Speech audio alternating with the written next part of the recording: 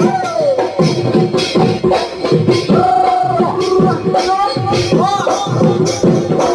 cho kênh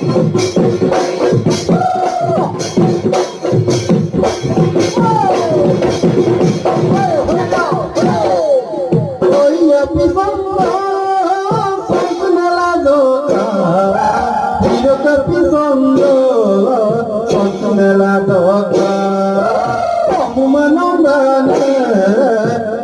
để không bỏ lỡ